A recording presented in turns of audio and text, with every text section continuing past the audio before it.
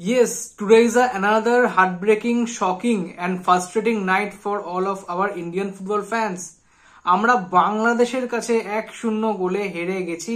আমরা সেই বাংলাদেশের কাছে হেরে গেছি যেই বাংলাদেশকে কিনা আমরা আগে বড় বড় মার্জিনে আমরা হারাতাম। সেখান থেকে তারা ইমপ্রুভ করে কোথাও আমাদের সাথে ড্র পজিশনে চলে আসলো।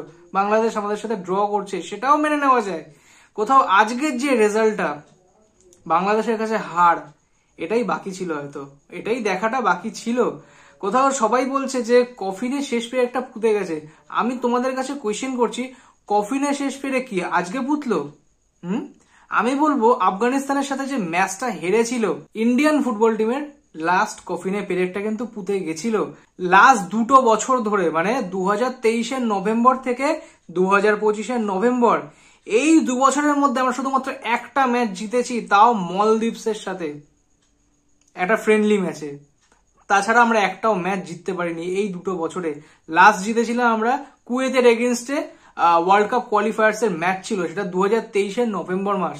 আমরা একটা ম্যাচও এখনো পর্যন্ত জিততে পারিনি। এবার অনেকে বলবে কাফা নেশনস কাপে জিতেছি, কাফা নেশনস কাপ ফিফা উইন্ডোতে ছিল না। এই হাল আমাদের ইন্ডিয়ান ফুটবলের।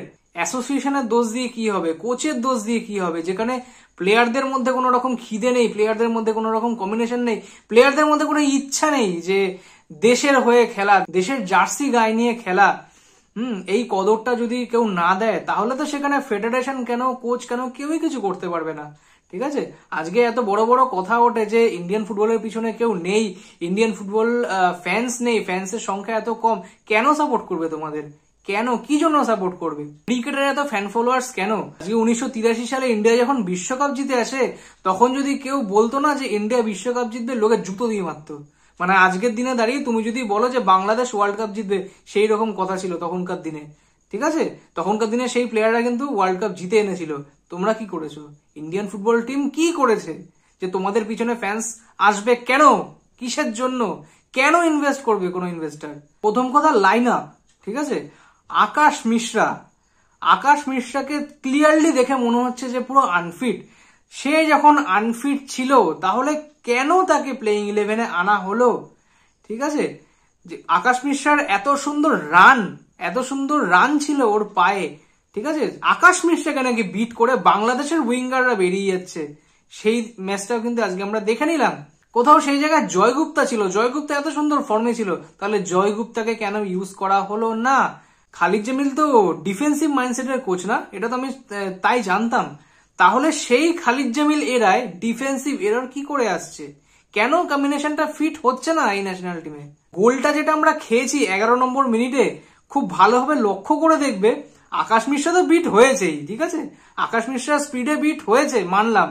তারপরে যখন বলটা বাড়িয়েছিল, ওদের উইঙ্গার যখন বলটা বাড়িয়েছিল, ঠিক আছে, এমন পজিশনে বলটা ছিল, সেখানে কিন্তু চাইলে ম্যাকার্টন লুইসও কিন্তু ওটাকে ক্লিয়ার করতে পারতো। গুরপ্রীত যদি তাড়াতাড়ি আসতো, তাড়াতাড়ি বলটার জন্য আসতো, তাহলে কিন্তু ও কালেক্ট করে নিতে পারতো।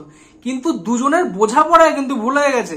ম্যাকার্টন লুইস আর গুরপ্রীত দুজনেই ভাবছে ও যাবে, মানে গুরপ্রীত ভাবছে ম্যাকার্টন আসবে, ম্যাকার্টন ভাবছে গুরপ্রীত যাবে। এই দুটো মিসকমিউনিকেশনে কিন্তু ওদের উইঙ্গার এসে কি সুন্দর প্লেস করে দিয়ে বেরিয়ে গেল গোলটা। একটা কাউন্টার বেস ফুটবল, পুরো কাউন্টার বেস একটা পুরো ফুটবল বাংলাদেশ কিন্তু আজকে খেলে দিয়ে গেছে। হ্যাঁ, আমরা খেলেছি, আমরা শুধু ব্যাক পাস, স্কোয়ার পাস, এই ছাড়া আমরা কিছু করতে পারিনি। ঠিক আছে, যদি খেলে থাকি সেটা মাঝমাঠ অব্দি।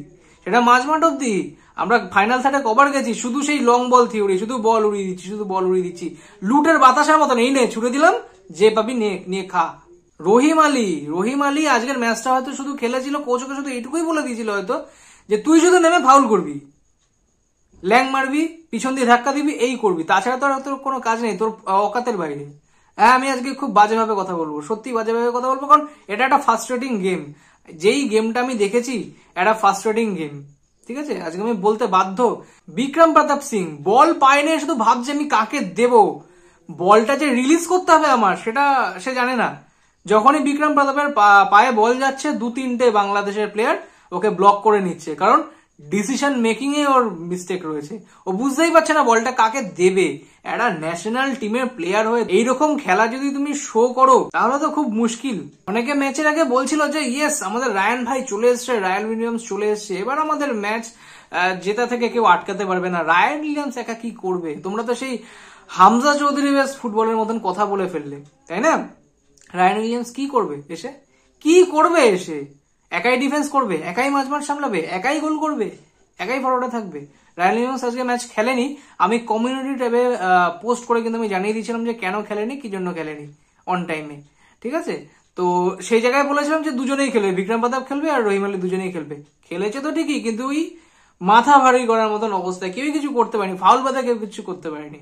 যখন সেই প্লেয়ারদের মধ্যে সেই জিলটাই না থাকে, ঠিক আছে, যে আজকের ম্যাচটা আমি খেলতে নেমেছি আজকের ম্যাচটা কিছু করে দেখানোর জন্য, হ্যাঁ আমি আমার দেশের জার্সি পরে নেমেছি, জার্সির কদরটা আমাকে দিতে হবে, আমাকে জিততে হবে ম্যাচটা, এইরকম মেন্টালিটি যখন প্লেয়ারদের মধ্যে না থাকে, কোচ কেন ফেডারেশন যদি নিজে মাঠে নেমে আসে তাও কিচ্ছু করতে পারবে না। এটা কারুর কিচ্ছু করার নেই, তার কারণ কোচ নিজের মতন ট্যাকটিক্স সাজিয়ে দেবে, ফেডারেশনের মতন কাজ করবে, কোচিং স্টাফ নিজের মতন কাজ করবে, টেকনিক্যাল ডিরেক্টর নিজের মতন কাজ করবে, কিন্তু আলটিমেটলি গেমটা কিন্তু খেলবে প্লেয়াররা, ম্যাচটা কিন্তু খেলবে প্লেয়াররা, ঠিক আছে? মেন্টালি স্টেবল তাদের থাকতে হবে। বাংলাদেশ আমাদের প্রেস করছে, এটা আজকে আমি দেখে যে আমি শক, যে এটা কি দেখছি আমি। বাংলাদেশ প্রেস করছে, আমরা ব্যাক পাস করছি, মাঝমাঠ থেকে ডিফেন্সে বল দিচ্ছি, ডিফেন্স থেকে গোলকিপার গুরপ্রীতকে বল দিচ্ছি বাংলাদেশের প্রেসারে। আই রিপিট, আমার আগের ভিডিওতে একটা ভাই কমেন্ট করেছিল যে হামজা চৌধুরী আজকে ইন্ডিয়াকে 2 গোল দেবে। তোমাকে আমি কংগ্রেচুলেশন জানাচ্ছি, তার কারণ হামজা চৌধুরী 2 গোল দেয়নি, কিন্তু তোমাদের টিম একটা গোল দিয়ে আমাদের আজকে বধ করে দিয়েছে। কংগ্রেচুলেশন তোমাকে।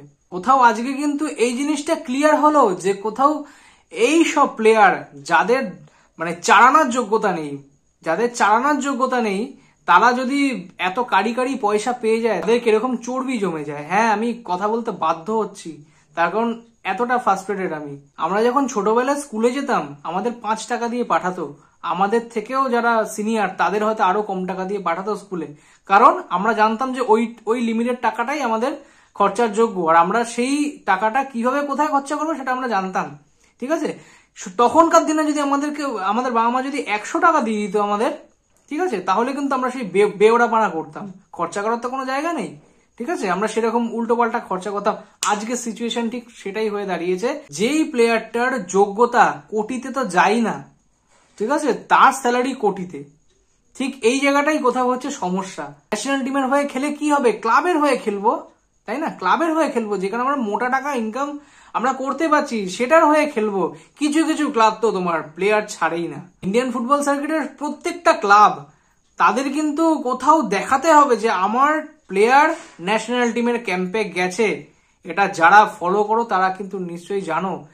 সেই প্লেয়ারের ফটো দিয়ে কিন্তু কমিউনিটি ট্যাবে পোস্ট করতে হবে যে আমার প্লেয়ার কিন্তু ক্যাম্পে গেছে। স্কোর লাইন দেওয়ার সময় কিন্তু সেই প্লেয়ারের ফটো দিয়ে কিন্তু স্কোর লাইন দিতে হবে। কোথাও আমার টিমের প্লেয়ার দেশ ভাড়মে যায়, কোথাও আমার টিমের প্লেয়ার, ক্লাবের প্লেয়ার, আমরা কোথাও এই জায়গাটাতে প্রচন্ড বাজেভাবে আটকে গেছি। ইস্ট বেঙ্গল, মোহনবাগান, মোহামেডান, আমরা কোথাও এই ক্লাবের অন্দরমহলে কিন্তু আমরা ফেসে গেছি, এর থেকে আমরা বাইরে বেরাইনি। যেখানে ওয়ার্ল্ড ফুটবল তোমার হচ্ছে দিন দিন প্রোগ্রেস করছে, বাংলাদেশের মতন টিম প্রোগ্রেস করছে, সেখানে আমরা রিভার্স গিয়ারে চলে গেছি। আমাদের ডাউনফল রোজ হচ্ছে, আমরা পিছিয়ে যাচ্ছি ফুটবলে আরো দিনের পর দিন। আমরা যারা ইন্ডিয়ান ফুটবল ফ্যান্স, আমি জানি না যে তোমরা আর কতটা ইন্টারেস্ট দেখাতে পারবে এই ইন্ডিয়ান ফুটবলের প্রতি, বা তার জন্য আমি আর কতদিন ভিডিও বানাতে পারবো। কারণ এইরকম রেগুলার যদি চলতে থাকে ইন্ডিয়ান ফুটবল মানে হার্ট ব্রেকিং মুভমেন্ট। যে কোনো সময় যে কোনো ভাবে তোমার কিন্তু বাজে নিউজ আসবেই। সেটা তোমার রিসেন্ট আইএসএল বলো, ফেডারেশন নিয়ে কোনো গন্ডগোল বলো, ম্যাচ তো আছেই অনবরত, কোচ, প্লেয়ার, সবকিছু নিয়ে ম্যাচ নিয়ে তো আলাদা করে বলার কিছু নেই, কারণ আমরা খারাপ খেলেছি। এই ম্যাচের কোন রকম ট্যাকটিক্যাল বিশ্লেষণ হয় না, আমরা খারাপ খেলেছি, এটাই হচ্ছে মেন। হামজা চৌধুরী ওপেন গোল ক্লিয়ার করে দিয়েছে, ওইসব দিয়ে লাভ হবে না। আলটিমেটলি স্কোর লাইনটা ম্যাটার করে ম্যাচের শেষে, কে কটা সেভ করেছে, কে গোল লাইন ক্লিয়ারেন্স করেছে, ওইসব দিয়ে কোনো যায় আসে না। অনেকেই বলবে যে হ্যাঁ আমরা একটা গোল পেতে পারতাম, হামজা হেড করে সেটাকে সেভ করে দিয়েছে বা গোল লাইন ক্লিয়ার করেছে, ঠিক আছে, সেটা কেউ দেখতে আসবে না।